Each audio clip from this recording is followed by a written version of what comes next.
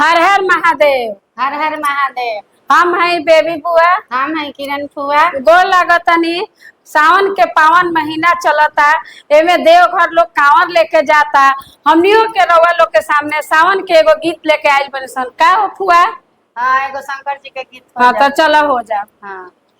भोला यार भैया हो चलते डगरिया कांवर लची लची जाए। भोला यार भैया हो चलते डगरिया कांवर लची लची जाए। तोहरे करनवाए भोला, तोहरे करनवाए भोला, बागा बगैचा चली जाए।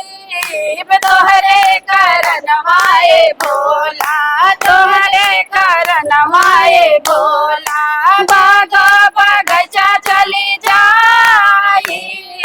बगिया से फुलवा चुन के ले आई बे, बगिया से फुलवा चुन के ले आई बे, तोरा पर लेके चढ़ाए बे। भोला यार भैया हो चलते डगरिया कांवर लची लची जाए। भोला यार भैया हो चलते डगरिया कांवर लची लची जाए। भोला यार भैया हो चलते डगरिया कांवर लची।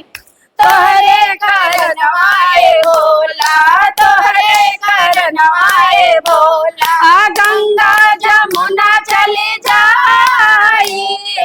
तोहरे करनवाए भोला, तोहरे करनवाए भोला, गंगा जमुना चली जाई। गंगा से जलवा भर के ले आई बे, गंगा से जलवा भर के ले आई बे, तोरा पर लेके चढ़ाए बे। भोला यार भैया हो चलते डगरिया कांवर लची लची जाए। भोला यार भैया हो चलते डगरिया कांवर लची लची जाए। भोला यार भैया हो चलते डगरिया कांवर लची लची जाए। तोहरे करनवाए भोला, तोहरे करनवाए भोला, गैया गौशाला चली जाई। तोहरे करनवाए भोला, तोहरे करनवाए भोला, गैया गौशाला चली जाई।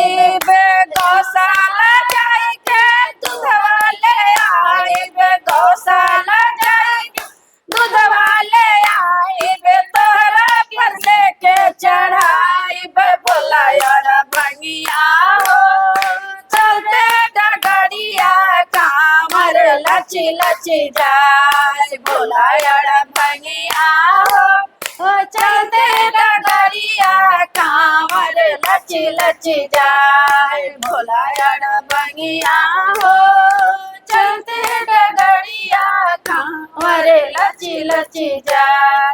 रउआ लोग के हमनी के भजन कैसन लागल है से अपन अनुभव बताए लोगिन, और हमनी के चैनल के लाइक और सब्सक्राइब करे लोगिन। ऐसा ही अपन देश रे बनौले रखे लोगिन। नमस्कार।